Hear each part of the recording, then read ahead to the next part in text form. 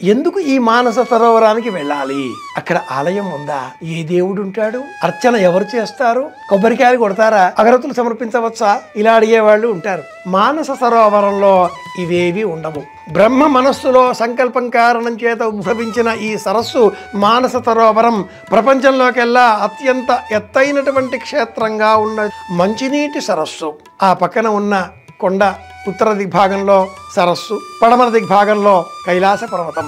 తూర్పు ముఖంగా మానస సరోవరం దర్శనం చేసుకోగలుగుతాం. కైలాస పర్వతం సముద్ర మట్టానికి 4000 అడుగుల ఎత్తున ఉన్నటువంటి కొండ. అంతకు రెట్టింపుగా ఉండే ఎవరెస్ట్ పర్వతం 8000కు పైగా అడుగుల ఎత్తున ఉండే ఎవరెస్ట్ పర్వతాన్ని కూడా పర్వతారోహకులు అనేకులు అధిరోహించగలిగారు. కానీ నేటి వరకు కైలాస పర్వత అధిరోహణ ఎవరికీ సాధ్యం కాలేదు. తెల్లవారుజామున 2 గంటల నుంచి 4 గంటల మధ్యకాలంలో ఆ కొండ చుట్టూరా ఏర్పడేటటువంటి ఒక వలయం కాంతిని చూచినట్లయితే శరీరం రోమాంచితమవుతుంది. మానస సరోవరం నేపాల్, టిబెట్, చైనా, భారతం 4 దేశాలకు మధ్యన ఉన్నటువంటి అత్యద్భుతమైన దివ్యక్షేత్రం.